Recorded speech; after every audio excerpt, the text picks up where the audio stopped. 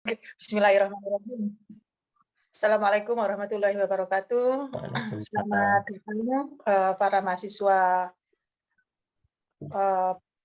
pendidikan bahasa Inggris dan sastra Inggris ya yang tertarik untuk mengikuti program MBKM di semester Gasal ini.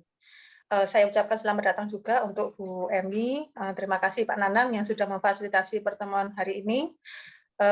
Saya mulai dengan doa dulu ya supaya lancar. Bismillahirrahmanirrahim. Rabbi shrah li sadri wa yassir li amri wahlul 'uqdatam min lisani yafqahu qawli.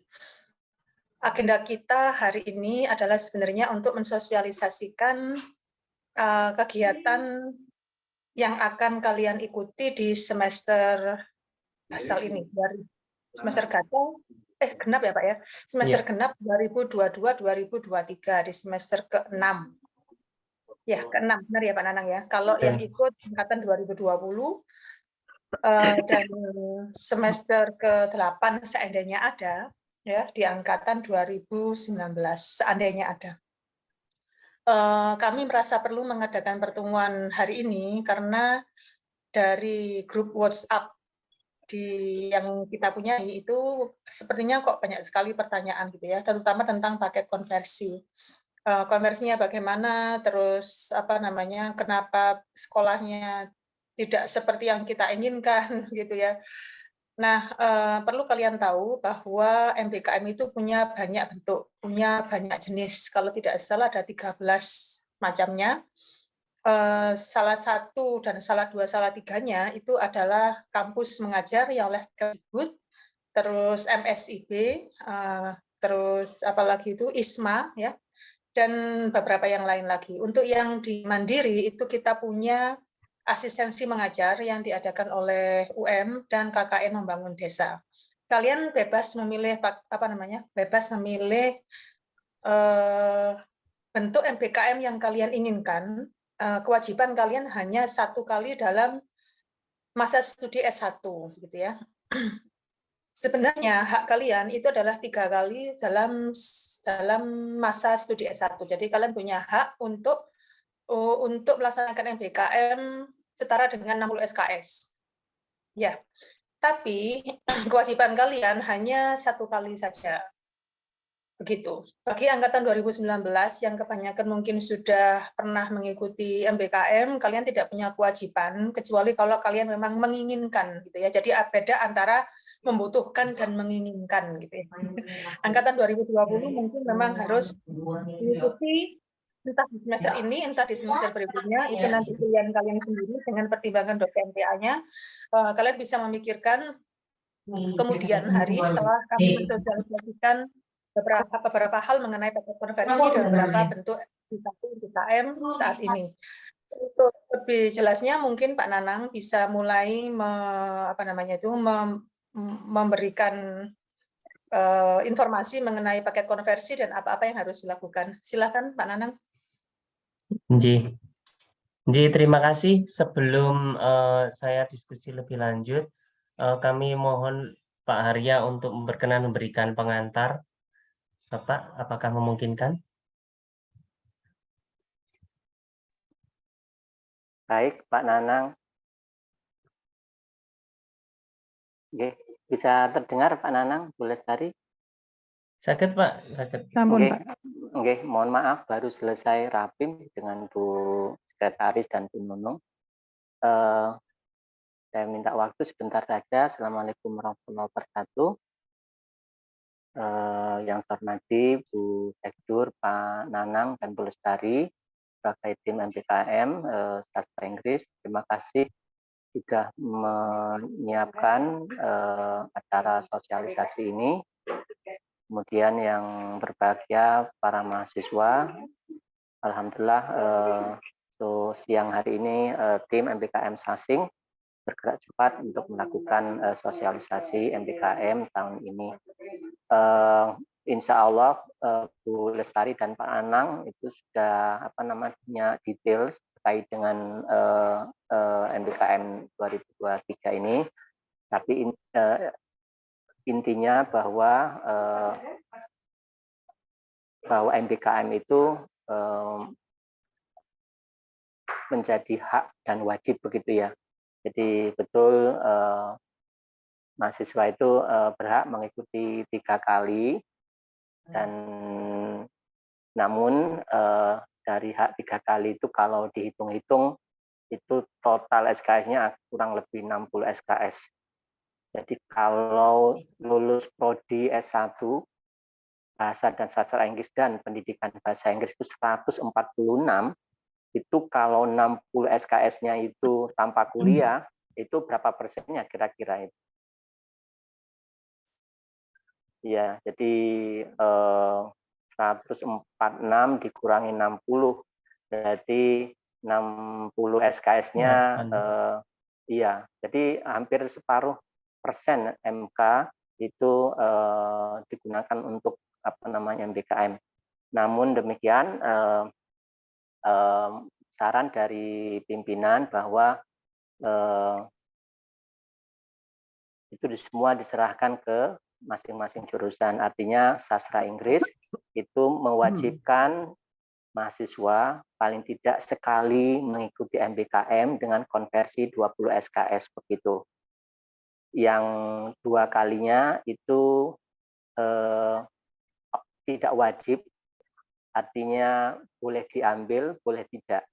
Tapi kalau diambil kedua kalinya, mempertimbangkan MK-MK yang lain, konsekuensinya adalah konversi yang akan diambil itu beberapa MK-nya akan sama.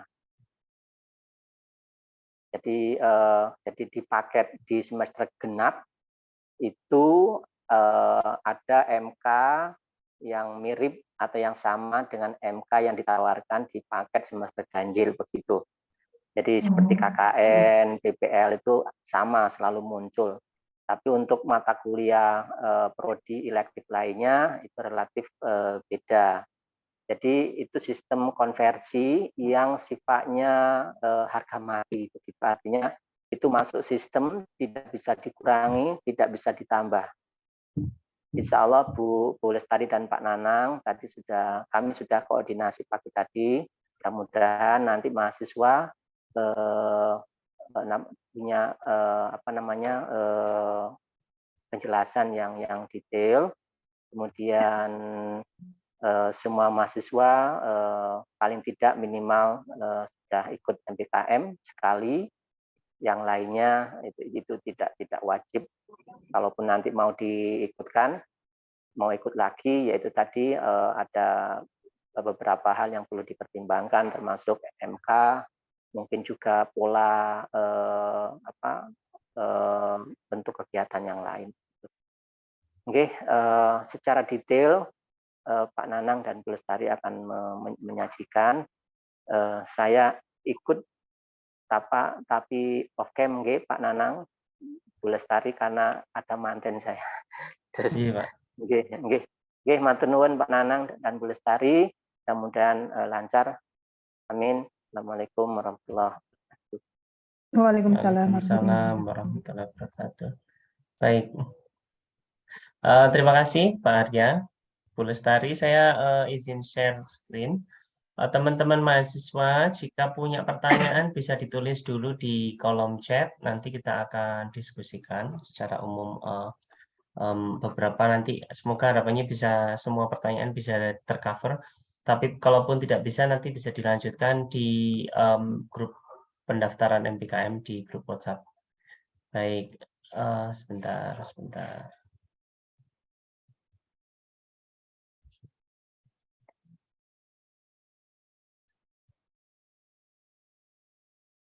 Nah, ini tentang beberapa informasi yang kita punya terkait MBKM dan harapannya bisa cukup membantu mencerahkan beberapa pertanyaan, bisa dijawab nanti. Satu laporan singkat saja dulu. Jadi semester kemarin itu totalnya dari Bahasa dan Sastra Inggris dan Prodi Pendidikan dan Pendidikan Bahasa Inggris, totalnya ada 94 mahasiswa yang mengikuti MBKM dengan berbagai jenis MBKM. Ada yang MBKM dari Kemdikbud, ini yang diikuti saja, ada MBKM mandiri dan program lain. Jadi totalnya misalkan seperti Kemdikbud itu ada totalnya sekitar 13 atau 12 kategori. Terus kemudian yang mandiri itu ada 3 macam, yang 20 SKS dan 1 yang kecil, dan ada beberapa program lain. Jadi ini yang diikuti oleh mahasiswa-mahasiswa kita. Yang paling banyak semester kemarin itu dari rangkumannya adalah dari yang terbanyak itu magang. Totalnya ada sekitar 37 mahasiswa diikuti oleh asistensi mengajar. Semester kemarin itu ada sekitar 15-an mahasiswa. Nah, yang biasanya itu yang terjadi kalau misalkan semester gasal. Terus kalau semester genap sebaliknya. Kalau semester genap itu yang paling lebih banyak itu yang asistensi mengajar. Jadi ekspektasi kita itu kemungkinan besar teman-teman ini semester ini akan lebih banyak fluxnya yang ikut asistensi mengajar daripada yang ikut magang. Terus disusul dengan beberapa program lainnya. Ini beberapa yang jumlahnya cukup besar. Jadi di luar ini masih ada MBKM lainnya seperti yang transfer kredit yang kita punya dengan beberapa universitas. Juga beberapa program lainnya. Nah, dari sekian itu semuanya sudah menyelesaikan kecuali beberapa program, terutama program yang dari Kemdikbud yang belum selesai.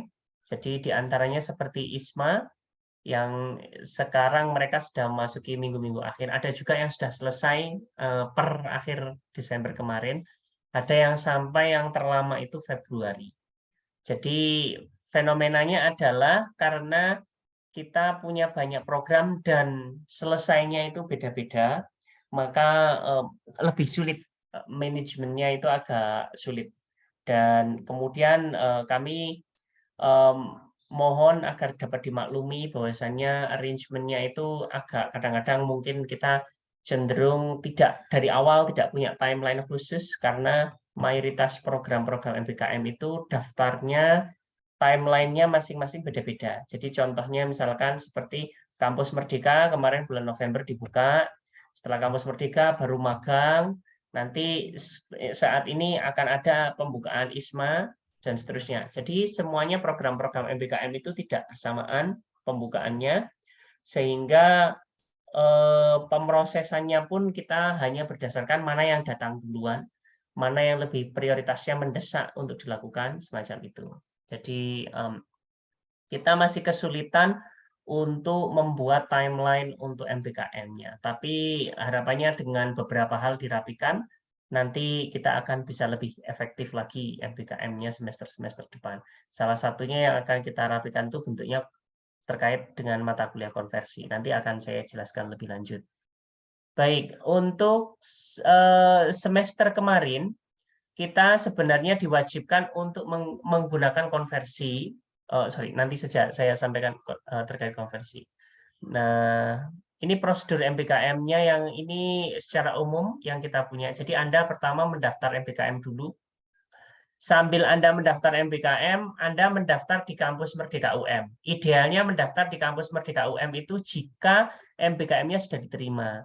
Tetapi Kampus Merdeka UM itu ada tanggal buka dan tutupnya. Jadi tidak buka sepanjang waktu. Nah, hari ini hari terakhir pembukaan pendaftaran MBKM di Kampus Merdeka UM. Jadi walaupun Anda belum daftar MBKM atau sudah daftar MBKM, statusnya belum diterima, atau terutama yang sudah daftar MBKM, Anda wajib, jika Anda berencana untuk melaksanakan MBKM semester genap ini, silakan mendaftar di Kampus Merdeka UM hari ini juga. Jadi nanti dicari di internet Kampus Merdeka UM, nanti mendaftar di sana, terus sampai memilih BKP-nya.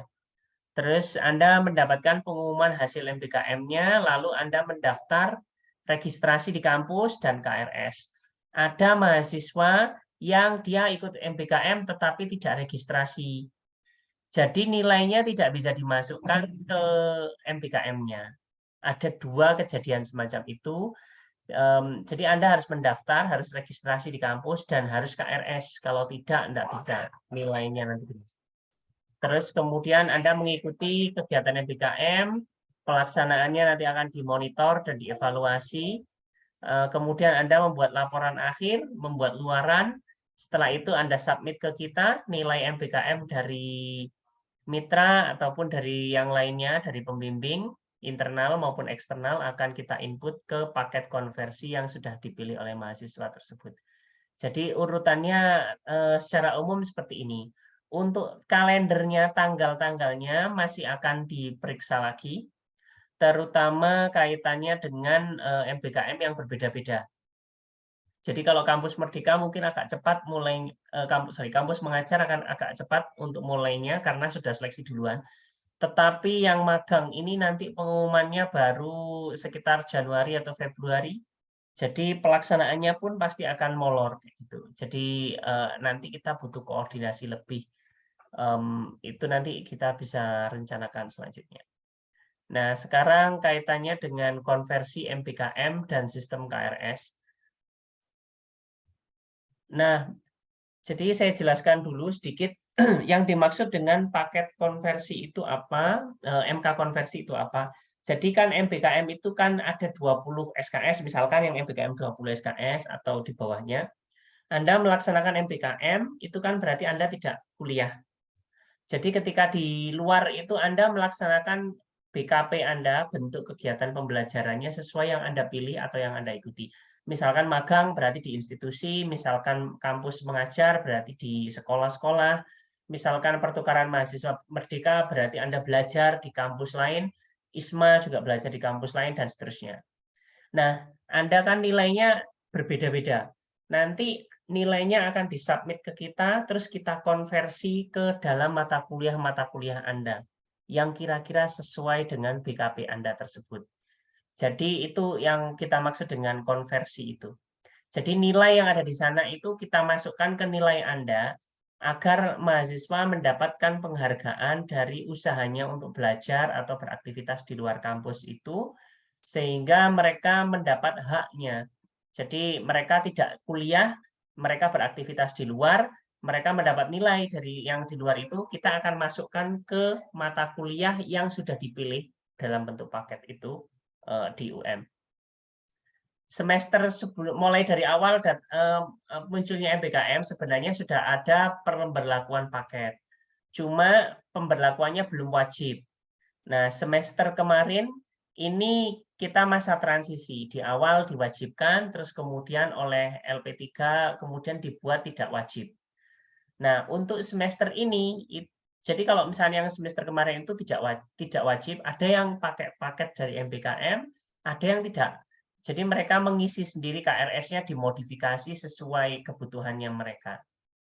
Nah, tapi kemudian ini menjadi problem karena banyak mahasiswa yang nilainya tidak muncul karena itu tadi ada kadang-kadang problem dengan komunikasi, terus kemudian problem dengan teknis input KRS-nya, atau KRS-nya tiba-tiba hilang dan macam-macamnya. Jadi ada sekitar 25 mahasiswa yang melapor bahwasanya 25 atau 26 yang melapor bahwasanya ada masalah terkait nilai-nilai yang tidak bisa dikonversi semacam itu.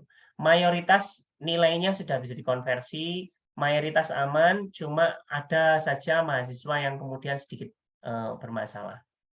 Nah, mulai semester depan ini kita akan menggunakan paket konversi sebagaimana yang diwajibkan oleh universitas. Universitas itu mewajibkan itu berdasarkan arahan dari PDDikti, dari negara. Jadi bukan hanya kita yang punya ide, tapi memang dari atas itu sudah diharapkan konversinya, paket konversi MBKM itu sudah jelas, sesuai CPL atau SJPL masing-masing prodi, kayak gitu. Jadi sudah ada arahan ke sana dari atas, terus kemudian SIS-IUM membuat sistem. Jadi kita akan menggunakan paket MBKM untuk semester depan ini. Jadi beberapa tipsnya adalah, satu, mahasiswa yang sudah diterima MBKM atau berencana melaksanakan MBKM semester genap 2023 ini, artinya berencana itu Anda mau daftar atau sudah daftar tapi belum hasilnya belum keluar, Anda daftar dulu di kampus Merdeka UM maksimal hari ini. Setelah Anda daftar di kampus Merdekanya UM, Anda memilih BKP-nya, bentuk kegiatan pembelajaran yang sesuai dengan MBKM yang Anda ambil. Jadi misalkan Anda ambilnya KM atau AM, nanti BKP-nya memilihnya asistensi mengajar. Kalau misalkan Anda memilih mendaftar ISMA ataupun lainnya yang misalkan berangkatnya semester besok, kecuali kalau ISMA-nya berangkatnya masih semester depan, masih semester gasal depan, jadi Anda nggak perlu daftar di BKP ini. Nah, kalau misalkan Anda memilih magang MBKM, magang mandiri, nanti di situ Anda nanti memilih BKP magang. Jadi memilih BKP. Setelah memilih BKP, melengkapi data dengan detail, dan semuanya selesai, sudah. Nanti ketika Anda KRS, nanti paket MBKM yang akan Anda pilih itu tadi akan muncul. Jadi kalau misalkan Anda AM, asistensi mengajar semester besok, semester genap ini, nanti akan ada 2 paket. Paket 1 sama paket 2. Paket 1 itu untuk semester 1, paket 2 untuk semester 2. Jadi karena kita genap, Anda ambilnya paket 2. ASM, misalkan ASM 2, ada MG 2, dan seterusnya. Tadi saya share di grup WhatsApp tentang update list daftar MK konversi yang terbaru. Di situ sudah dilengkapi dengan dokumen SJPL-nya, kesesuaiannya yang mana. Jadi oleh jurusan itu dipilihkan mata kuliah yang kira-kira sesuai dengan SJPL yang Anda butuhkan, yang Anda sesuai dengan karakteristik Anda di jurusan Sasing ini. Terus untuk timeline MBKM masih sedang disusun oleh tim MBKM. Kita perlu rapat lebih lanjut dengan tim jadwal, terus kemudian tim AM, terus kemudian koordinator magang, koordinator AM, dan seterusnya. Lalu yang kedua, catatannya adalah Anda wajib registrasi dan mendaftar KRS. Jadi sekarang hari ini juga daftar dulu di Kampus Merdeka. Terus yang belum registrasi, segera registrasi atau segera diurus. Dan jangan lupa KRS. Tidak otomatis kalau misalkan MBKM nilainya masuk. Kalau tidak KRS, artinya nilai itu tidak ada tempat untuk diinputnya, tidak ada cantolannya. Jadi sama saja, jadi nanti kita bingung sendiri. Anda nanti bingung sendiri kalau misalkan nilainya itu tidak ada cantolannya seperti itu. Kecuali kalau sudah terjadi, sudah kadung MBKM, nilainya belum ada, ya nanti dicicil semester depannya diinput. Tapi artinya 1 semester itu rugi. Karena Anda tidak bisa masuk nilainya itu, nilainya baru bisa diinput semester depan, lah diinput di semester depan itu juga dibatasi SKS. Semester depan misalkan 24 SKS. Anda perlu ambil mata kuliah di semester tersebut, plus memasukkan hasil konversi itu. Jadi harus separuh-separuh kayak gitu. Jadi dicicil di semester-semester berikutnya.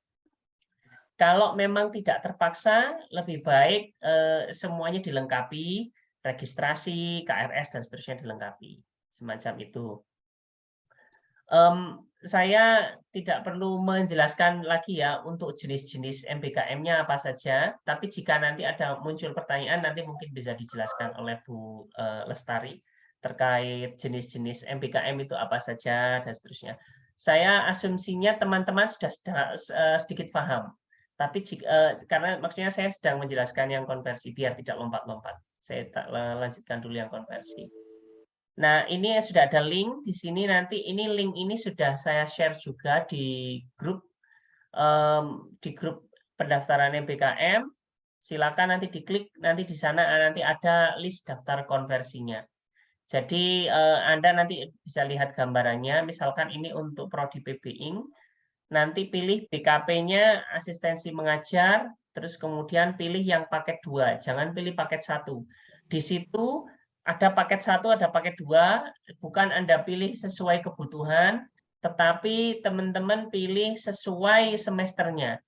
Kalau kebutuhannya mungkin paket 1 kelihatan lebih cocok buat Anda, tetapi sekarang semesternya genap, jadi tidak boleh. Nanti akan dikembalikan oleh sistemnya, semacam itu. Di situ nanti akan ada 20 SKS, masing-masing untuk semua paket itu diatur 20 SKS. Kalau Anda tidak pakai SKS ini, maka akan kembali ke aturan umumnya. Aturan umumnya adalah AM itu atau KPL. Kalau KPL Dik yang reguler itu dalam satu semester maksimal ambilnya 17 SKS. Jadi ada aturan semacam itu. Kalau pakai MBKM bisa 20 SKS. Tetapi untuk kedua kasus tersebut, MBKM ataupun tidak MBKM, jika Anda lagi PPL atau ambil KPL, PPL itu sama dengan KPL, maka maksimalnya tidak bisa 24 SKS. Mungkin maksimalnya cuma 17 atau 20 SKS kalau misalkan AM ini. Ini sudah aturan dari sistemnya UM, jadi tidak bisa diedit saat ini. Tapi mungkin bisa jadi kalau dari PTIK diubah, nanti otomatis akan terevisi juga. Ini contohnya kalau BSing, misalkan 20 SKS itu apa saja secara umum. Nanti lebih detail Anda bisa lihat di dokumen yang sudah saya share di grup itu. Baik, secara umum terkait konversi itu demikian. Ini masih pengantar di awal dan akan ada tambahan-tambahan lainnya nanti sambil jalan, terutama untuk timeline, terus untuk proses. Tapi harapannya kita ingin memberi penjelasan lebih ke mahasiswa bahwasannya jika mereka perlu ikut MBKM, maka ini adalah prosedur umumnya yang perlu kita jalankan ketika kita mengikuti MBKM tersebut. Lalu bagaimana yang dimaksud dengan konversi dan apa seluk-beluknya. Nanti setelah ini mungkin Bu Lestari bisa menambahkan sedikit tentang program-program MBKM yang sangat banyak itu, Bu. Mungkin biar teman-teman lebih tercerahkan. Terima kasih. Saya kembalikan ke Bu Lestari. Terima kasih Pak Nanang. Memang program MBKM itu banyak sekali ya, cuman kita akan bicara yang umum yang biasanya diikuti oleh mahasiswa kita begitu.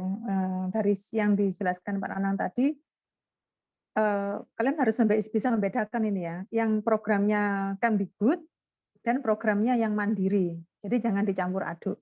Kalau yang Kemdikbud itu tentu saja kalian harus bersaing dengan banyak mahasiswa di Indonesia begitu ya. Nah, seandainya kalian mampu menembus persaingan tersebut itu luar biasa, itu hal yang membanggakan.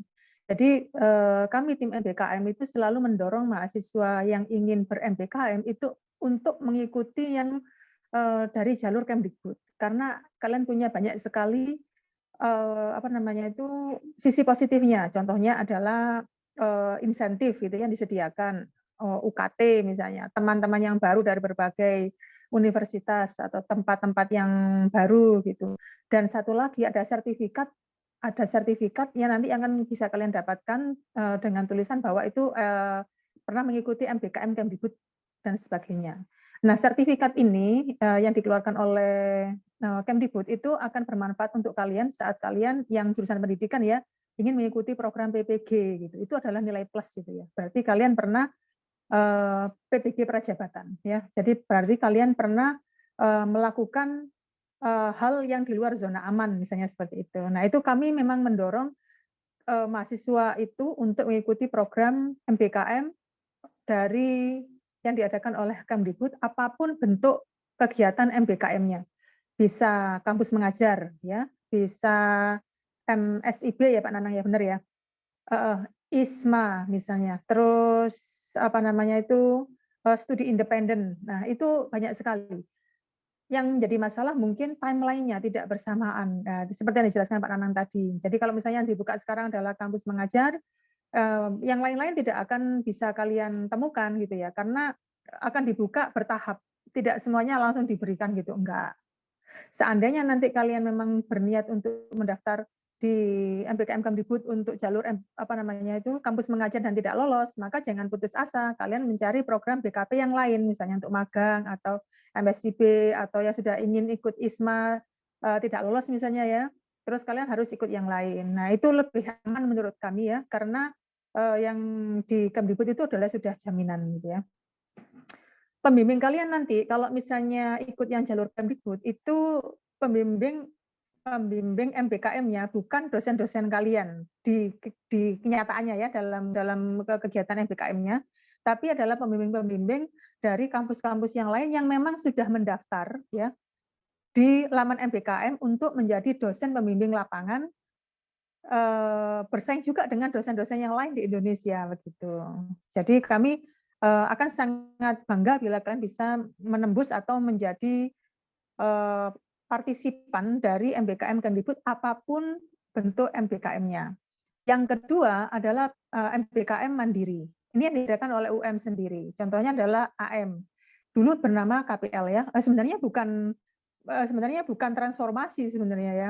KPL-nya sekitar 1 bulan setengah dengan sistem MBKM saat ini, maka diperpanjang menjadi dengan sebutan asistensi mengajar sekitar 18 minggu.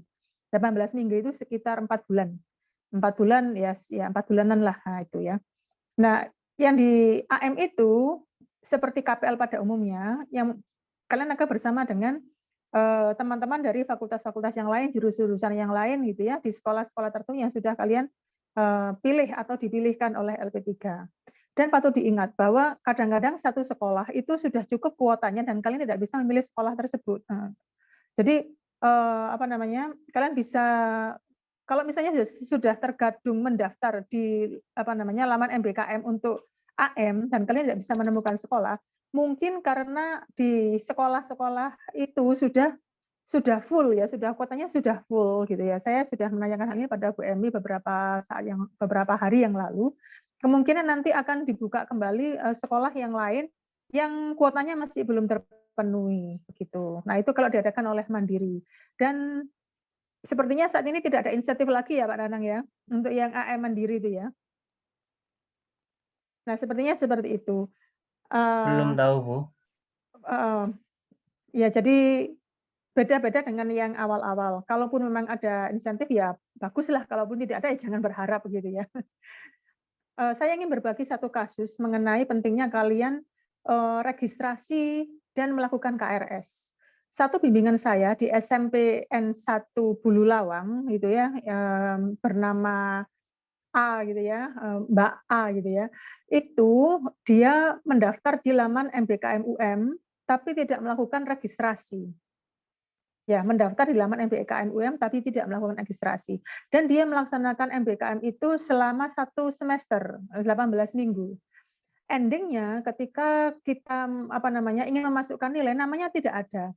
Ketika saya tanya namanya tidak ada, KRS-nya mana? Itu KRS-nya tidak ada. Kenapa? Karena dia memang tidak mendaftar dan tidak registrasi. Tidak registrasi sebagai mahasiswa aktif. Nah, gitu.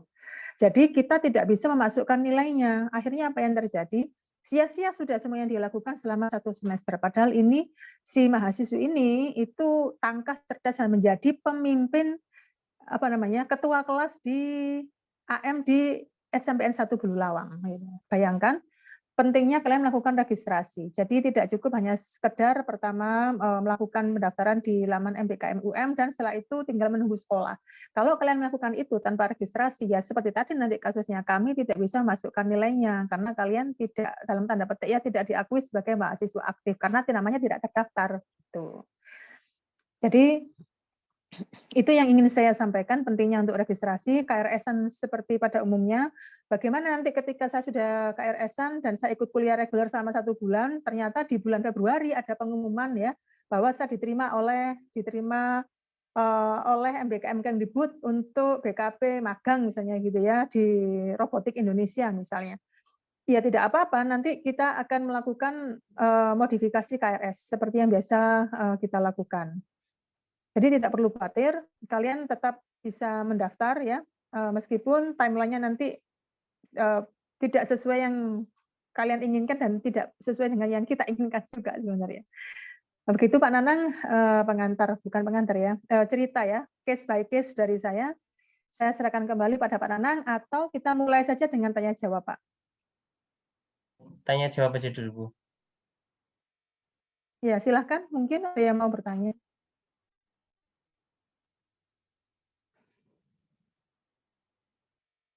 Halo? Adakah yang ingin bertanya?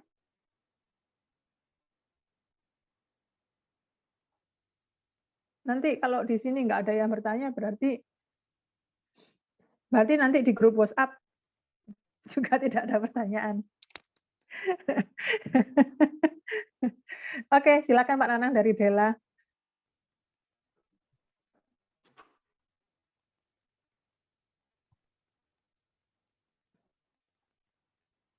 Ini pertanyaan dari Dela.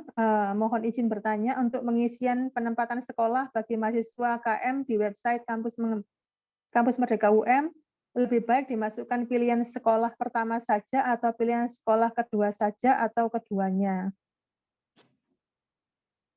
Kelemahannya adalah kami tidak bisa masuk ke situ ya, jadi kami tidak tahu. Mohon maaf. Nanti yang memilihkan Kalau mau bermain aman, sekolah itu kan dari pihak LP3.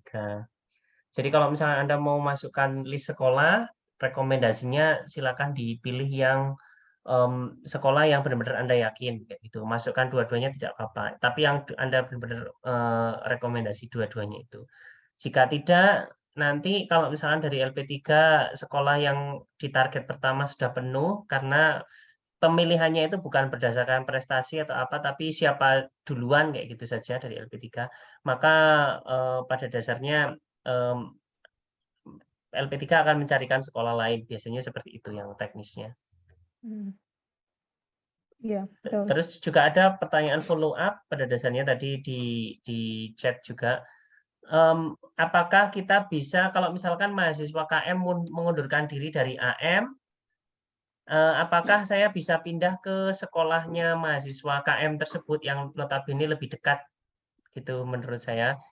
Nah, kalau yang semacam itu Anda tetap perlu menghubungi LP3 yang bisa menentukan pindahnya itu dari LP3. Jadi di sini juga ada Bu Emi, nanti Bu Emi juga bisa menambahkan seluk-beluk sedikit terkait AM. Tapi pada dasarnya kita dari jurusan itu lebih ke apa ya, menentukan pembimbing, terus teknis pelaksanaan bimbingan dan nilai semacam itu. Tapi untuk apa? Untuk pengaturannya siapa ditempatkan di mana, saya belum pernah terlibat dengan itu. Tapi mungkin Bu Emi, apakah ada masukan nih, Bu? Iya, terima kasih Pak Nanang. Jadi memang yang mengatur penempatan mahasiswa di sekolah mana itu LP3, unit KPL LP3. Sedangkan departemen di dalamnya ada saya, Pak Nanang, dan Bu Lestari dan lain-lain itu nanti hanya akan mengurusi pembimbingan, siapa membimbing di mana begitu. Tapi kalau penempatan mahasiswa di sekolah dan penentuan sekolah itu dilakukan oleh LP3, unit KPL LP3.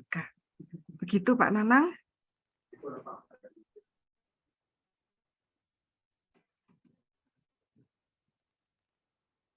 ya terima kasih Bu Emi. Memang begitu ya, teman-teman mahasiswa, kita tidak punya wewenang tim MBKM di Prodi untuk memilih dan menempatkan kalian di sekolah mana sesuai preferensi yang kalian mau. Jadi kalian harus berhubungan dengan LP3 begitu. Terus bagaimana saatnya saya mau pindah ya, tadi itu tetap harus ke LP3. Tapi ingat, kalau misalnya KM, ingat KM kampus mengajar adalah miliknya Kemdikbud gitu ya, bukan miliknya UM. Itu penempatannya sudah ada di di laman Kemdikbud sendiri gitu. Kalau AM itu miliknya UM. Jadi seandainya kalian AM di sekolah A gitu ya, terus ingin pindah ke KM, itu menurut saya tidak mudah dan mungkin tidak mungkin ya, tidak mungkin gitu ya, karena yang satunya itu beda jalur gitu ya, satu jalur kanan ya, yang satunya jalur kiri gitu. Yang KM itu adalah miliknya Kemdikbud. Kalau AM di sekolah A terus mau pindah ke AM di sekolah B, AM ya, itu kemungkinan masih bisa. Kalian harus ke LP3 dengan mungkin bisa memberikan alasan-alasan yang masuk akal gitu ya, kenapa dan sebagainya gitu. Antara AM mungkin bisa, tapi kalau AM ke KM saya tidak yakin bisa. Gitu ya. Oke, ini pertanyaan selanjutnya. Siapa ini? Dari Fadela. Ya, monggo Pak Nanang. Oh, benar, dari Nadia Zulfa. Permisi Bapak Ibu, izin bertanya, jika mendaftar di web MPKM UM, berarti nanti ketika KRS kita tidak bisa mengisi KRS reguler, nggih. Betul? Tidak bisa mengisi betul. KRS reguler, hanya memilih paket, nanti dari paket itu sudah otomatis ada listnya gitu. Lalu jika nanti tidak diterima untuk MSIB itu bagaimana untuk perkuliahannya, mengingat pengumumannya masih tanggal 2 Februari. Jadi teknisnya seperti ini. Kami meminta mahasiswa untuk menyiapkan 2 plan. Plan pertama itu jika dia diterima MBKM dengan cara memilih paket itu tadi. Plan kedua dengan cara dia menyiapkan list mata kuliahnya mana yang kemungkinan dia akan ikuti, lalu kemudian mengikuti mata kuliah tersebut dari tanggal 16 Januari sampai dia tahu bahwasannya dia diterima MBKM atau tidak. Jika kemudian dia tidak diterima MBKM, dia nanti melapor kepada mahasiswa tersebut melapor kepada layanan akademik Sasing atau ke tim MBKM untuk nanti kita akan coba bantu untuk mengundurkan diri dari kampus Merdeka UM, terus kemudian memindahnya ke reguler. Tapi artinya dalam 2 minggu pertama itu kemudian jika dia sudah keterima MBKM-nya, jadi dia tinggal meneruskan MBKM-nya. Jadi ini plannya buat jaga-jaga, maka dalam 2 minggu itu Anda perlu mengikuti perkuliahan juga. Kuliahnya yang diikuti yang mana? Kuliah sesuai offering-nya.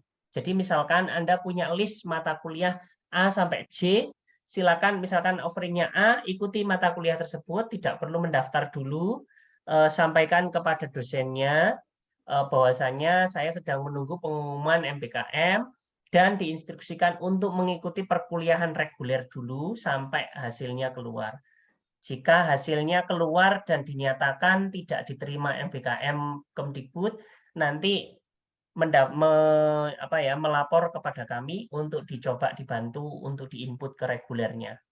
Jika tidak demikian, jika diterima berarti kemudian pamitan dengan dosen pengampu bahwasanya akan melaksanakan MBKM. Jadi seperti itu saja. Itu informasi yang penting itu Pak, jangan sampai nanti mahasiswa bertanya lagi gitu ya di grup WhatsApp. Oh, iya. Jawabannya kan panjang ya Pak Nanang ya. Betul. Kalau ditulis itu akan jadi itu tuh short story itu. Coba diulangi lagi Pak, mungkin Pak. Ini nanti biar teman-temannya ngasih tahu ke teman yang lain gitu. Ya. Plan-plan yang tadi itu loh Pak. Baik, siapkan mahasiswa MBKM, terutama yang magang, yang mendaftar magang. Yang mendaftar magang ini tidak harus BSing, bisa saja PBing daftar magang di Kemdikbud boleh. Jadi Anda tidak harus sesuai tidak harus sama dengan bidangnya. Kalau pendidikan berarti harus kampus mengajar, tidak. Dari Kemdikbud itu bebas. Mereka hanya melihat jurusannya karena mereka melihatnya hanya jurusan, tidak prodinya.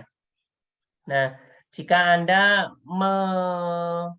itu tadi pengumuman MBKM-nya masih lama atau belum muncul sampai Februari, ya Anda mengikuti reguler dulu, perkuliahan reguler.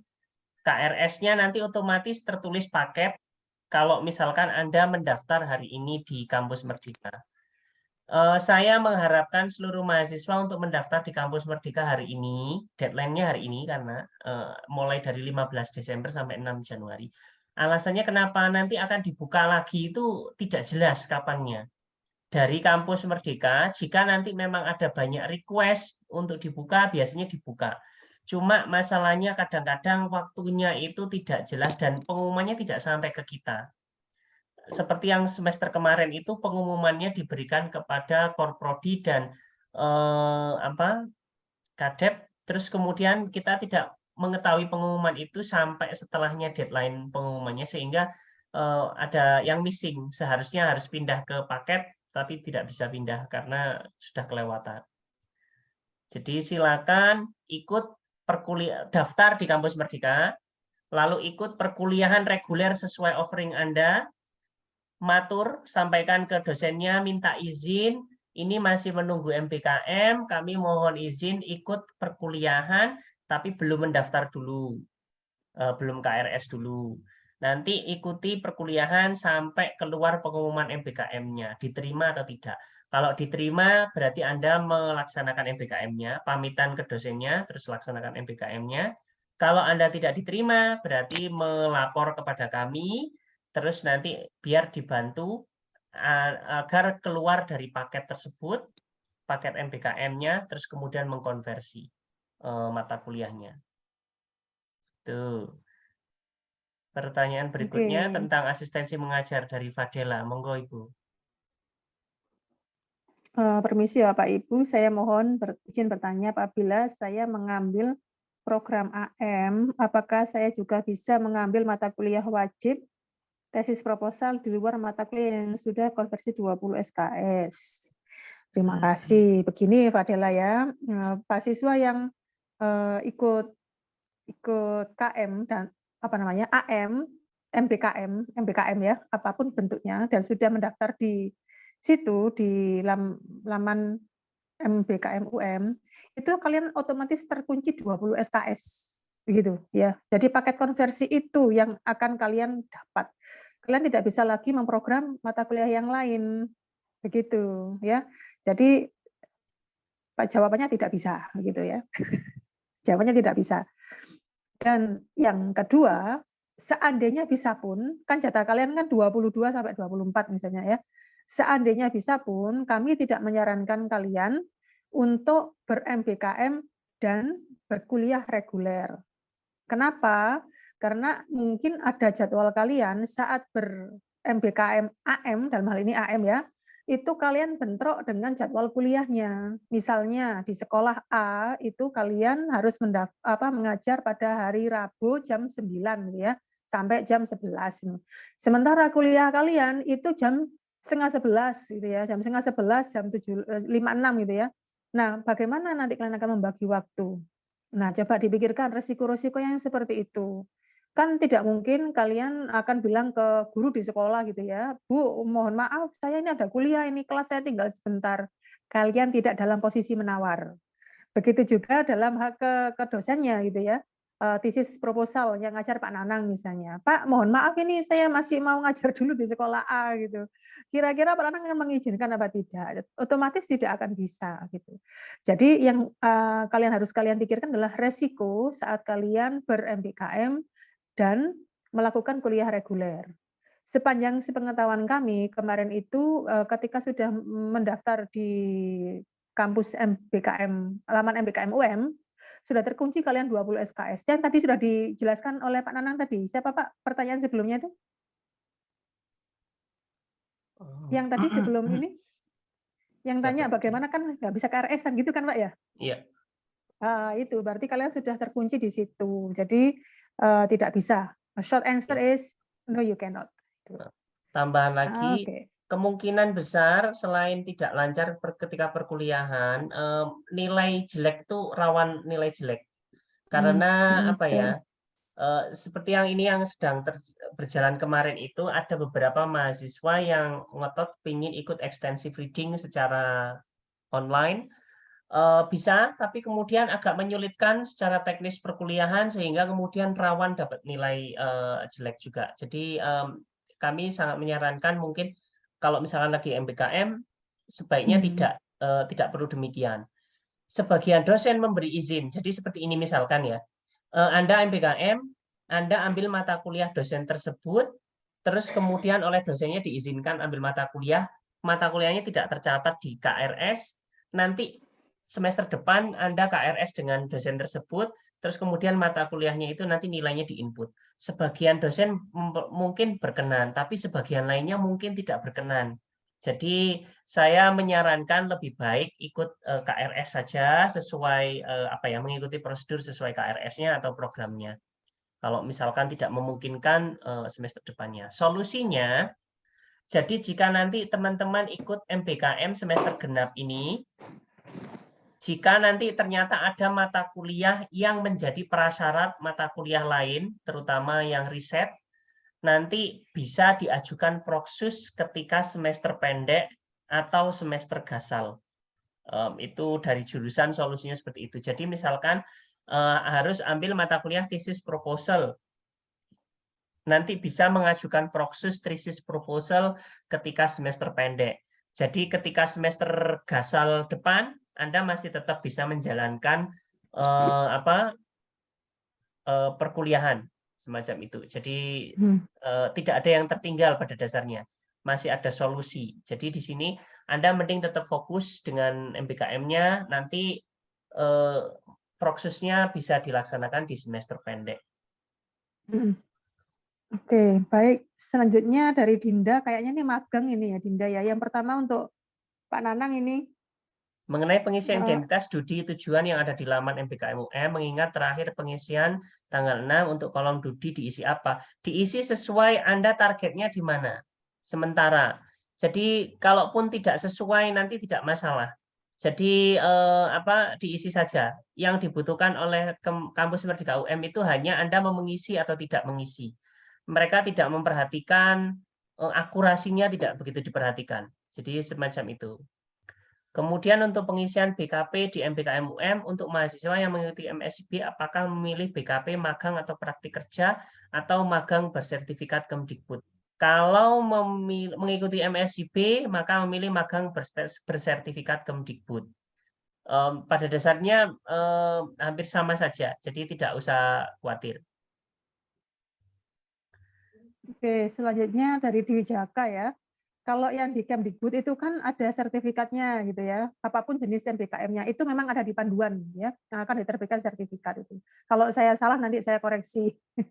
Yang pertanyaannya Dewi Jaka adalah kalau yang MBKM mandiri misalnya AM gitu, apa dapat sertifikat? Sayang sekali tidak, karena itu adalah kewajiban kalian sebenarnya ya. KPL yang diperpanjang menjadi AM. Itu mata kuliah. Jadi KPL itu adalah mata kuliah wajib untuk pendidikan yang dulu dilaksanakan 1,5 bulan sampai 2 bulan gitu. Itu kan mata kuliah. Jadi karena diperpanjang menjadi 18 minggu, kalian tidak mendapatkan sertifikat tapi mendapatkan KHS sama dengan yang satunya. Tidak ya dijaga ya. Sementara ini belum ada itu. Pernah Belum ada ada. ide dari FS, tapi belum terlaksana. Belum terlaksana sampai sekarang. Mungkin nanti kita coba sounding lagi, kita sampaikan lagi. Tapi sampai saat ini belum ada masih sebatas wacana, muncul sekali terus habis itu kemudian tidak diseriusi lagi oleh FS. Yang berhak mengeluarkan sertifikat ini dari FS karena mereka yang bisa punya stempel. Kalau dari jurusan tidak ada stempelnya. Jadi sertifikat itu kan cukup penting kalau ada pengakuan dalam bentuk stempel menunjukkan bahwasanya ini asli. Nah, yang bisa membuatkan itu hanya FS. Kalau jurusan tidak ada stempelnya, makanya kita perlu sounding dulu. Tapi praktiknya saat ini belum ada.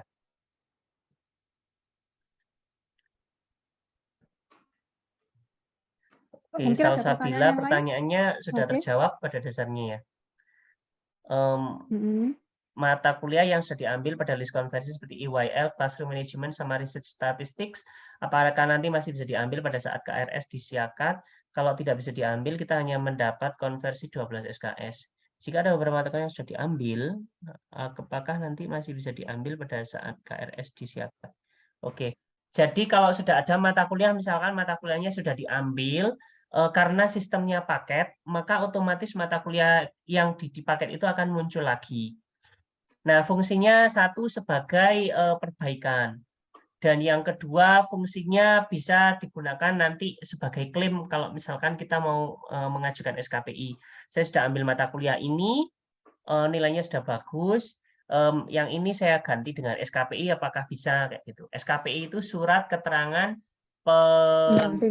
pendamping ijazah. Fungsinya itu misalkan Anda mengikuti satu pelatihan di luar kampus yang itu akan bagus buat skill Anda, nanti Anda mengajukan ke UM agar itu bisa diberi sertifikat semacam itu. Nanti arahnya ke sana kemungkinan. Nah, mengurusnya SKPI kapan? Jika Anda sudah selesai skripsi, Anda mengajukan ke layanan akademik, saya ingin mengurus SKPI untuk program ini, Anda jelaskan di sana. Semacam itu.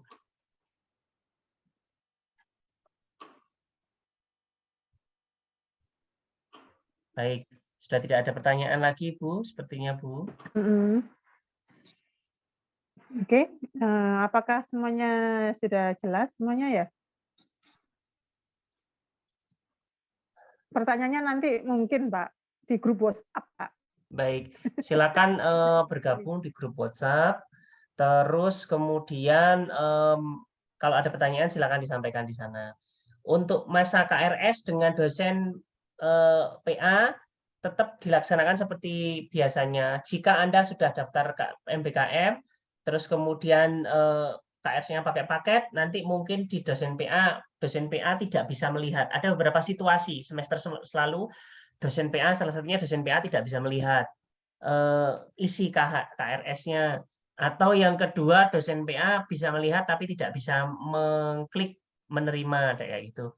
Atau yang ketiga, dosen PA Anda bisa memasukkan. Jadi yang semester lalu itu masih ada kayak semacam apa ya, bug atau masalah terkait sistemnya di Siakat. Jadi ada beberapa anak yang dia sudah paket, tapi dia bisa menambahkan mata kuliah lain. Gitu. Ada yang tidak bisa sama sekali, ada yang di paketnya cuma muncul 12 atau berapa SKS kayak gitu. Nah ini beberapa yang berbeda-beda ini, tidak usah khawatir dulu, Anda infokan saja di grup MBKM, nanti biar ditengok oleh bagian layanan akademik, atau Anda langsung melapor ke layanan akademik Sasing di TU, di Bu Ratih, melapor kepada Bu Ratih, nanti biar bisa diperiksa oleh Bu Ratih. Kalau tidak ada masalah, nanti Anda bisa lanjutkan. Tapi pada dasarnya, teknisnya sebenarnya karena teman-teman sudah paket, jadi dosen pembimbing itu tidak perlu mengklik atau tidak perlu accept dan macam-macam menerima itu tadi. Cuma yang terpenting adalah Anda perlu komunikasi. Yang terpenting itu komunikasi. Satu, Anda menyampaikan ke dosen pembimbing kalau Anda berencana MBKM, Anda mengupdate kami kalau misalnya ada MBKM. Yang kadang-kadang terjadi adalah mahasiswa bilang bahwasannya, Bapak, Ibu, saya dulu di daftar MBKM, terus kemudian sudah diterima, saya ke Australia, nomor saya ganti, saya tidak gabung grup MBKM, saya tidak Nah tahu, itu, tiba-tiba sekarang itu. nilainya kok cuma sekian di MBKM kayak gitu. Hmm. Ya kami tidak bisa membantu terlalu banyak karena tidak ada laporan, tidak ada apapun yang dikerjakan di sana. Kami tidak bisa mengklaim itu. Anda harus update dosen PA-nya, update orang MBKM terkait apa yang Anda lakukan, isu apapun semacam itu. Semakin Anda melaporkan isu apapun itu di awal, semakin sering memeriksa diskusi di grup MBKM, maka Anda akan semakin inform dan bisa mengambil keputusan-keputusan yang lebih tepat. Semacam itu. Dari Salsa Pak ini ya. Silakan. Permisi ya Pak Ibu, saya izin bertanya jika ada beberapa mata kuliah yang sudah diambil pada list konversi, apakah nanti masih bisa diambil pada saat KRS di Siakat? Kalau tidak bisa diambil, kita hanya mendapat konversi 12. Kalau sudah mengambil paket konversi kan tidak KRS-an. Ya KRS-annya nanti akan mengambil biar yang dikonversikan itu.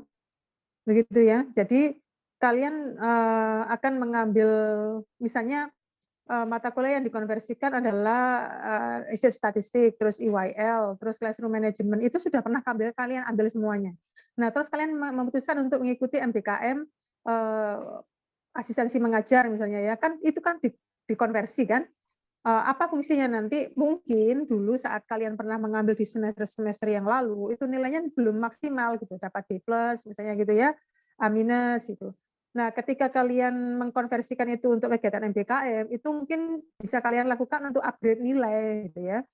Saya berharap sih semuanya dapat A gitu ya. A itu apa dasarnya A itu? A itu dari pembimbing lapangan, dosen dan guru pamong. Guru pamongnya ngasih nilai berapa, dosen pamongnya ngasih nilai berapa.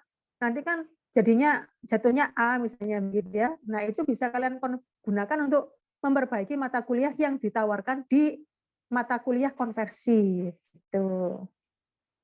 Apakah seperti itu maksudnya ya Pak Nanang ya? Jadi, sepertinya Seperti itu. Saya kurang paham benar.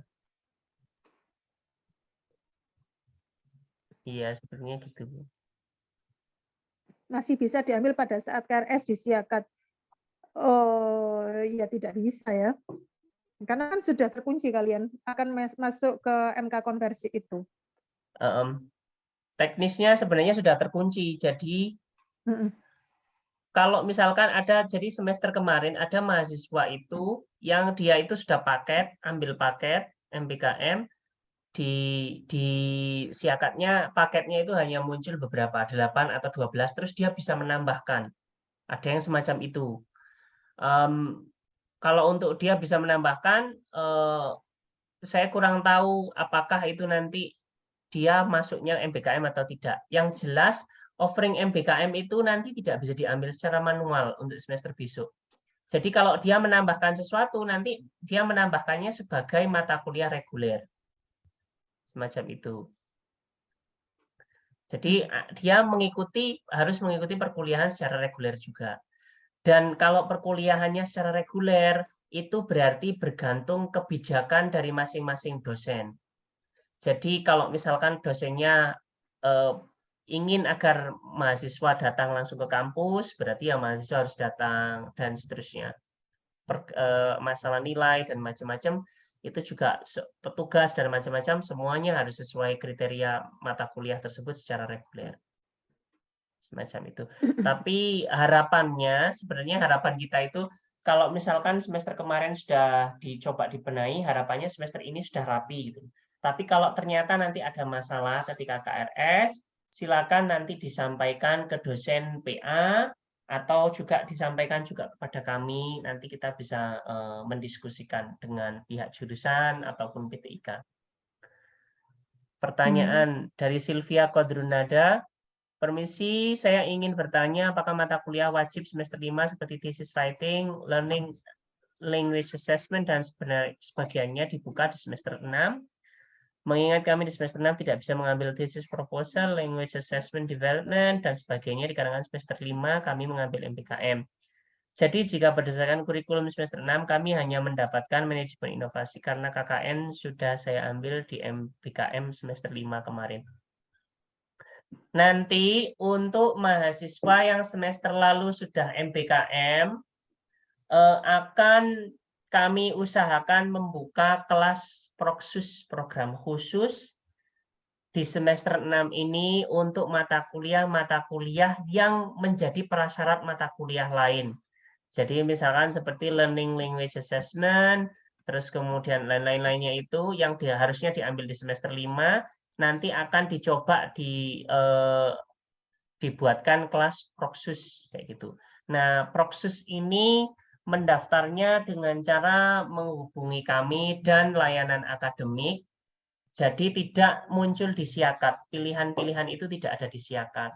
Jadi nanti menghubungi kami terlebih dahulu, nanti kami data, terus kemudian kita akan membuatkan kelas untuk beberapa mata kuliah primer yang yang harusnya diambil di semester 5.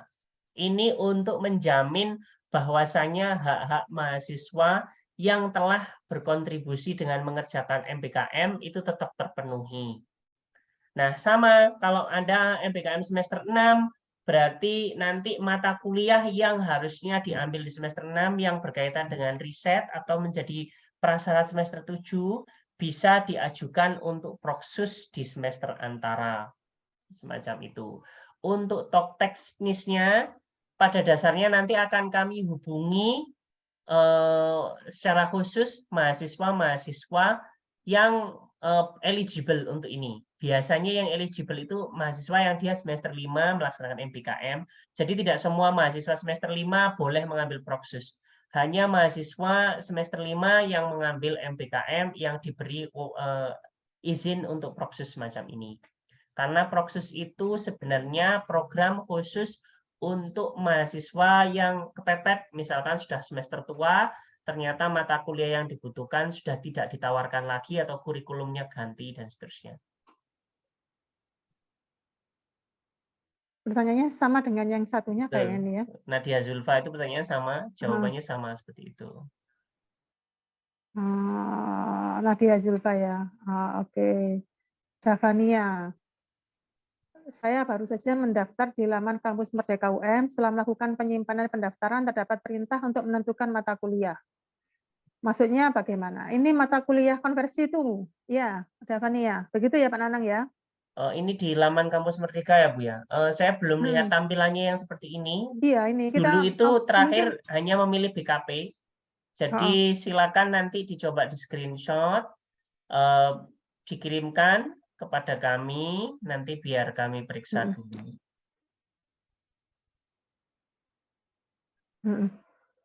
Oke, untuk yang Davania, tolong kirimkan screenshot-nya itu, mata kuliahnya apa saja ya, karena kita kan, saya dan Pak Nanang itu tidak bisa masuk ke kampus Merdeka UM, karena kami kan bukan mahasiswa ya. Jadi tolonglah dibantu kami untuk melihat apa sebenarnya yang terjadi di luar sana gitu. Selanjutnya adalah Frida.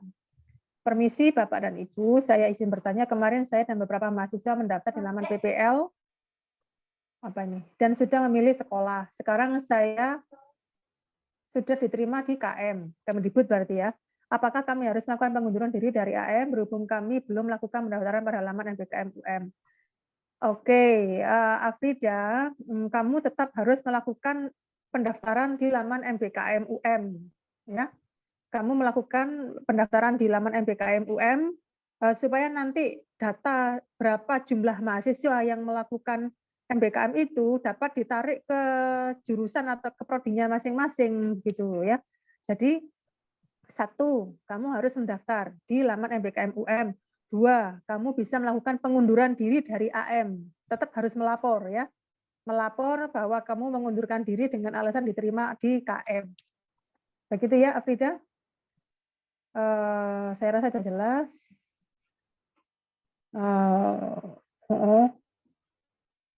Pak Nanang, Nafidatu, Pak Nanang. Saya izin bertanya, jika nantinya saya tidak diterima MBKM Kemdikbud, secara otomatis saya harus mengikuti perkuliahan secara reguler. Jadi apakah di semester depannya masih diwajibkan untuk mengikuti MBKM karena sisa SKS saya setelah perkuliahan semester 6 hanya sekitar 12 SKS. Jika sisa SKS-nya hanya tinggal 12 SKS saja, Anda opsional saja, tidak harus mengambil MBKM. Tidak ambil MBKM tidak apa-apa. Jadi karena memang situasinya SKS-nya lebih tinggal sisa sedikit, lebih baik Anda segera ambil yang reguler saja, misalkan perlu KPL reguler ataupun magang reguler ataupun KKN reguler, ambil yang reguler, terus kemudian segera selesaikan studinya, riset-risetnya segera diselesaikan seperti itu. Jadi MBKM ini wajib untuk seluruh mahasiswa. Tetapi jika memang terpaksa karena ada situasi yang tidak mendukung, artinya dia sudah daftar, dia sudah menunjukkan komitmen, sudah mendaftar di kampus Merdeka UM, ternyata tidak diterima, sisa SKS-nya tinggal sedikit, maka dia diperkenankan tidak MBKM. Saat ini belum ada sistem di UM untuk memeriksa apakah mahasiswa sudah menjalankan MBKM atau tidak. Tapi bisa jadi, ini saya tidak bisa menjamin, bisa jadi ke depan akan diberlakukan juga. Karena targetnya dari universitas itu adalah setiap departemen ada 1/4 mahasiswa yang studi di luar kampus setiap tahunnya. Jadi kalau targetnya misalkan bahasa Inggris itu ada berapa Bu Lestari mahasiswanya? Sekitar 200-an gitu, Pak. Total maksudnya satu angkatan, bukan satu angkatan, seluruh Satu tahun. jurusan, satu jurusan. Satu jurusan bahasa Inggris saja. 1000 Sekitar ada? 200-an. Hah? 1000 ada kalau Banyak, semua angkatan. Ada, sampai 1000. Kan Nah, dibagi kalau untuk misalkan semuanya 1000, itu. misalkan asumsinya ya, misalkan 1000 orang, berarti 1/4-nya sekitar 250 mahasiswa itu idealnya belajar di luar kampus setiap tahunnya. Jadi masih ada kewajiban untuk keluar dari UM kayak gitu. Makanya bisa jadi ini belum jelas, tapi bisa jadi kampus juga akan memperlakukan sistem yang semakin ketat ke depannya. Makanya mumpung Anda misalkan sudah eligible, sudah semester 5, 6, sekarang sudah semester 6, lebih baik dicoba segera melaksanakan MBKM. Oke, untuk Raihan, mohon maaf jika sudah ditanyakan. Sepertinya sudah ya. Terkait mata kuliah tesis proposal. Apakah memang tidak bisa diambil? Bila kita mengambil tidak bisa, nanti akan diproseskan ya. Sehingga nanti angkatan 2000 akan secara oke, jawabannya sudah tadi ya sebenarnya ya. Ya. Ya, sudah jawabannya ya. Tidak bisa diambil. Kalau MBKM, ya sudah MBKM, kamu tidak dianjurkan untuk ikut kuliah reguler. Resikonya besar. Bisa-bisa dua-duanya, kalaupun boleh ya, seandainya boleh pun, dua-duanya nilainya jelek nanti. Teman-teman kan ya. Oke, First Lady, wah, Ibu Negara ini yang tanya ini Pak Nanang. Monggo Pak Nanang, Isma Pak Nanang. Ini terkait ISMA. Jika akan melaksanakan ISMA, apakah perlu mendaftar di kampus Merdeka UM saat ini atau berikutnya? Jadi tergantung dengan ISMA-nya, pelaksanaannya kapan. Jika berangkatnya, nanti silakan diperiksa di timeline-nya ISMA di site.isma.id itu. Nanti kan ada timeline-nya di sana. Anda berangkatnya kapan? Kalau memang berangkatnya semester ini, berarti harus harus mendaftar di kampus Merdeka UM. Jika berangkatnya semester depan, maka otomatis harus semester depan saja. Jadi semester ini dan tergantung. semester depan itu harus dijelaskan Pak Nanang. Semester iya. ini itu semester yang ganjil apa yang gasal begitu Nanang. Oh iya, ganjil sama gasal sama ya. Baik, kalau berangkatnya semester genap, berarti ya semester genap ini harus daftar di kampus Merdeka MBKM, kampus Merdeka UM. Jika berangkatnya ISMA-nya itu semester Ganjil. depannya lagi, gasal 2023. 2024, berarti Anda daftarnya tahun semester depan saja. Jadi semacam itu. Itu pada dasarnya teman-teman. Ternyata banyak sekali pertanyaan terkait MPKM. Nanti rekaman ini akan saya unggah juga. Saya tidak akan menuliskan jawabannya, tapi rekamannya saya unggah, nanti saya share di grup. Nanti silakan diperiksa di grup. Kalau untuk jawabannya nanti akan butuh waktu ekstra lebih panjang. Jadi ini saja biar lebih cepat. Nah, yang penting juga adalah teman-teman silakan nanti seperti ini. Komunikasi yang penting sekali, komunikasi dengan dosen PA dan tim MBKM. Jangan separuh-separuh ketika berkomunikasi dengan kami. Misalkan dapat potongan informasi dari kami terus disampaikan ke dosen PA-nya. Kalau menurut Bu Lestari seperti ini Bu, kayak gitu. Mungkin Anda perlu screenshot, Anda jelaskan dengan detail ke dosen pembimbingnya agar dosen PA bisa paham. Atau tidak terlalu bingung dengan deskripsi yang Anda sampaikan tersebut. Atau sebaliknya, misalkan Anda diberi instruksi tertentu oleh dosen PA, terus untuk disampaikan kepada kami atau pertanyaan, dipersilahkan juga. Tapi intinya jelaskan dengan lengkap konteksnya apa. Ketika bertanya kepada Bu Lestari juga sama, jadi jelaskan nama saya ABCDE, NIM saya 12345, saya dari prodi ini, saya ingin tanya terkait ini, saya mengikuti ini, jadi seperti itu. Jadi jangan langsung tiba-tiba, Pak, mohon izin bertanya seperti ini, langsung teknisnya, agar kami bisa memberi jawaban yang sesuai dengan situasi Anda. Karena beda MBKM, treatment-nya, policy-nya beda. At least MBKM Mandiri dengan MBKM Kemdikbud itu sudah berbeda. Bahkan dalam Mandiri itu sendiri kan ada macam-macam, yang satu dengan dua lainnya berbeda. Contohnya seperti ini, AM dikelola oleh LP3, KKNT tematik atau membangun desa dikelola oleh LP2M. Magang Mandiri sementara ini dikelola oleh jurusan, suatu saat akan dikelola oleh LP3. Cara mengurusnya beda. Ketika mengurus mendaftar di magang mandiri, berarti Anda daftarnya di jurusan. Kalau KKNT Anda daftarnya lewat situsnya LP2M dan macam-macam. Jadi Anda perlu menjelaskan dengan situasinya seperti apa, konteksnya Anda seperti apa, itu dijelaskan biar kita lebih mudah. Oh, kita tahu anak ini situasinya seperti ini, treatmentnya seperti ini. Jadi itu yang terpenting karena tidak semua MBKM sama. Terus kemudian timeline dan macam-macamnya sama. Dan juga yang ketiga yang sangat penting adalah MBKM itu sangat dinamis. Kebijakannya bisa berubah-ubah. Jadi saat ini kebijakannya seperti ini, nanti di pertengahan semester atau akhir semester mungkin berubah. Kami mohon teman-teman bisa ya pengertian mengerti dengan situasi ini.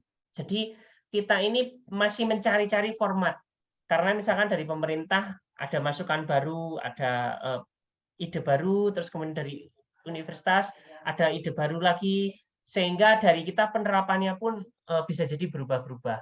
Jadi nanti yang terpenting Anda jaga komunikasi, tetap di grup, ikut follow informasi yang ada di grup, terus di Notion, sehingga kita bisa selalu up to date terkait MBKM ini.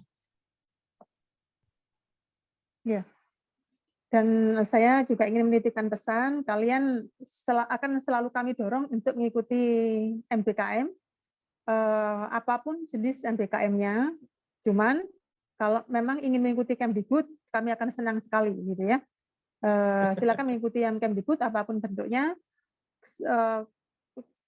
Kalian punya hak untuk lulus tepat waktu, ya, begitu ya. Kalian punya hak untuk lulus tepat waktu. Dan kami akan, insya Allah kami akan membantu kalian supaya hak kalian yang lulus tepat waktu itu bisa terpenuhi, gitu ya. Pengalaman sebagai dosen, sebenarnya yang membuat mahasiswa tidak lulus tepat waktu itu bukan MBKM-nya, tapi skripsinya. Jadi jangan menyalahkan MBKM-nya sebenarnya ya, tapi skripsinya. Ingatlah itu bahwa kami tim MBKM ada keluarga besar dari departemen tetap akan berusaha membantu kalian supaya hak kalian lulus tepat waktu itu terpenuhi. Jadi jangan ragu-ragu untuk mengikuti MBKM, terutama yang Kemdikbud itu ya. Seandainya tidak lolos, ya ikutlah yang AM semester apapun yang kalian mau, setidaknya sekali dalam masa studi kalian dalam S1. Begitu saja dari saya, Pak Nanang. Terima Atau kasih. tambah juga Bu, kalau misalkan mumpung MBKM, cari data buat skripsi, cari topik. Nah, Jangan hanya cari cocok. topik, cari data juga. Coba demikian akan membantu teman-teman untuk lulus lebih cepat. Karena kalau data dari MBKM itu kan pasti unik. Maksudnya misalkan Anda dari sekolah atau Anda kampus mengajar, Anda mengajar di daerah Kediri atau di misalkan Jawa Barat kayak gitu kan, teman-temannya satu angkatan tidak ada yang punya data seunik Anda kayak gitu loh.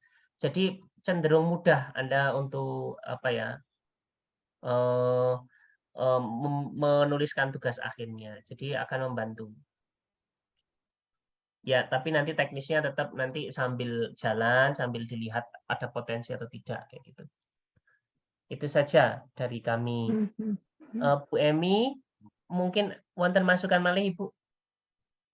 Saya kira tidak ada, Pak. Kecuali barangkali ya, begitu mahasiswa diterima untuk ikut KPL atau semua program itu, komunikasi dengan dosen pembimbing itu harus jangan sampai seperti mereka yang di tengah-tengah terputus dan dosen pembimbing tidak tahu apa-apa sehingga tidak bisa memberi bantuan pada saat terakhir begitu, Pak. Injih, leres Ibu. Iya. Baik, itu komunikasi yang harus dijaga. Iya. Injih. Baik, demikian saja teman-teman. Kami sampaikan terima kasih sekali kepada Ibu Emi yang berkenan untuk memberi tambahan informasi juga turut hadir di meeting kali ini. Bu Emi ini adalah koordinator untuk AM-nya. Kemungkinan besar untuk semester genap ini pasti banyak sekali yang dari PBI yang akan AM juga. Jadi jaga komunikasi dengan pembimbing, terus kemudian juga dengan koordinator dan lain-lainnya. Juga Pak Nanang harus dikasih tahu mahasiswa ini yang magang itu koordinatornya siapa loh Pak? Gitu. Oh ya, untuk magang mandiri, kalau magang mandiri, koordinatornya itu Bu Anik Nunuk Wuliani. mandiri itu biasanya kita menyebutnya untuk magang terutama yang 4 SKS. Tapi yang untuk 20 SKS sepertinya juga akan dikelola oleh Bu Ani juga. Jadi biasanya satu pintu semacam itu. Tapi nanti untuk magang saat ini belum ada informasi lagi bagaimana teknis untuk magang semester genap ini. Sekedar masukan, kalau biasanya kalau magang 4 SKS itu nanti seperti ini. Teman-teman semester genap ini, masuk semester 6, Anda daftar magang. Pelaksanaan magangnya yang 4 SKS itu antara bulan Juni sampai Agustus. Lalu nilai magangnya nanti dimasukkan di KRS di semester 7. Jadi untuk yang magang 4 SKS bentuknya seperti itu. Yang magang 20 SKS ini masih dalam tahap diskusi. Nanti akan kami informasikan lebih lanjut bagaimana teknisnya. Seperti itu, nggih. Nanti akan kami cicil informasikan juga di grup.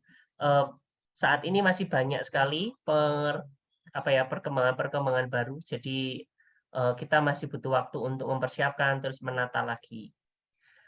Insya Allah kalau misalkan dari tim MBKM, Bu Lestari dan saya sudah 2 tahunan ini, harapannya sudah cukup banyak referensi untuk menangani beberapa isu terkait MBKM. Tetapi tetap ada beberapa hal baru yang akan kami temui juga. Jadi mohon bantuan dan kesabaran teman-teman sekalian, serta para dosen pembimbing, dosen PA, dan pengampu MK, kami mohon kesabarannya dan bimbingannya juga sehingga pelaksanaan MBKM bisa tetap lancar, sukses juga. Demikian. Ini ada yang tanya Pak Japri ke saya, nilai yang KKN yang Pak Sobri itu loh Pak, bagaimana ceritanya gitu ya? Terkait nilai. Iya. Nah, KKN pertanyaannya yang apa? semester Gasal. Oke. Baik. Ini. Baik, untuk pertanyaan untuk Pak Sobri, sebentar, KKN bukan Pak Sobri, harusnya Pak Agung. Kalau PPL ya. Nilai konversi dosen atas nama Pak Ahmad Yusuf Sobri masih belum keluar gitu. Itu berarti PLP ya? PLP kayaknya, pengenalan PLP ya? lingkungan pendidikan Persekolahan ya? persekolahan itu. Itu teknisnya kalau dari kita saat ini yang akan kita lakukan adalah untuk PLP-nya nanti kita akan menyiapkan, sudah ada pendataan dari kita 25 mahasiswa yang bermasalah mata kuliahnya, diantaranya mayoritas itu terkait mata kuliah PLP dan KKN. Nanti kami kirimkan surat dari Kajur kepada Pak Yusuf Sobri, memohon bantuan beliau untuk input mata kuliah tersebut.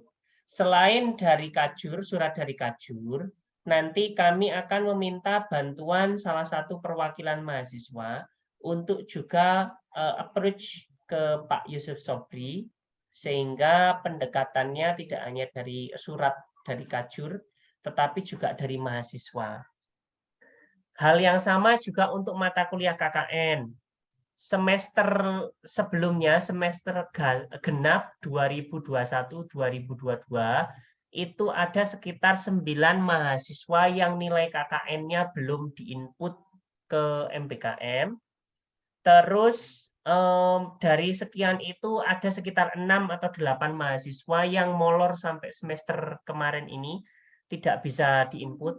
Kemudian ada pergantian ketua LP2M, kemudian salah satu perwakilan mahasiswa, kalau tidak salah Farah atau Nur Laili itu siapa kemarin, yang kemudian menghubungi LP2M, terus kemudian bisa dibantu input. Jadi pada dasarnya approach-nya tidak hanya dari jurusan, kami juga perlu bantuan dari tim mahasiswa juga untuk melakukan korespondensi ataupun dengan beliau. Jadi dengan beliau-beliau tersebut. Jadi nanti teknisnya sedang kami siapkan dulu suratnya. Nanti akan kami share dengan sebagian mahasiswa yang bermasalah. Seperti itu. Ini salah satu contoh masalah yang muncul ketika kita tidak pakai paket.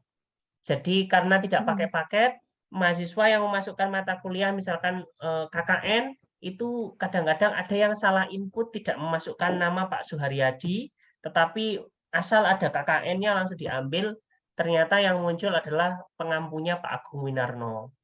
Jadi semacam itu. Ataupun yang PLP juga hampir sama juga, tapi kalau PLP sepertinya semuanya Pak Yusuf Sobri sepertinya. Jadi nanti kami akan mencoba buat surat dulu, terus nanti minta bantuan mahasiswa, nanti akan kami hubungi dari daftar mahasiswa yang melapor untuk mengajukan itu. Pada dasarnya beberapa mahasiswa yang punya masalah itu bisa dibantu input nilainya secara manual. Kalau misalkan dosennya dari jurusan sendiri akan lebih mudah. Jadi kemarin ada beberapa masalah, misalkan contohnya yang kemudian dibantu oleh Bu Siu, dibantu oleh Bu siapa lagi ya, Pak Kuku dan beberapa yang lainnya. Dengan cara itu, jadi mengajukan sanggah nilai, terus dosennya kami beri informasi, kemudian bisa dibantu input nilainya. Jadi hampir sama juga sistemnya seperti itu, cuma kalau dosennya di luar jurusan itu lebih sulit sedikit, cuma nanti mungkin bisa kita atasi dengan surat itu tadi, dan juga komunikasi secara personal. Yang penting ini teman-teman juga harus semangat, terus tetap sabar juga. Jadi harus gigih. Itu saja. Baik. Sudah ya Bu ya? Ya sudah, nggak ada lagi pertanyaan. Baik, sudah jam 3.30. Kami ulang lagi penutupannya. Mohon maaf atas segala kesalahan. Terima kasih sekali atas kehadirannya, bukan hanya para mahasiswa, tetapi juga para dosen dan koordinator. Tadi ada Pak Harya, terus kemudian ada Bu Emi, ada Bu Miri, ada Bu Nur Mukminatin, ada Bu Yusnita, dan tidak lupa Bu Lestari. Terima kasih sudah hadir untuk sesi kali ini dan membantu mahasiswa kita untuk lebih tercerahkan terkait MBKM yang agak masih membingungkan saat ini. Harapannya nanti dengan semakin banyak komunikasi dan diskusi, tidak hanya di sini dan juga di grup, nanti kita akan lebih lancar pelaksanaan MBKM-nya. Nanti rekaman ini akan saya simpan, terus kemudian saya unggah, nanti saya share juga di grup. Jika belum mendownload yang ini tadi di atas, yang sudah bahan yang sudah saya bagikan, silakan di-download. Yang belum gabung grup, silakan gabung grup.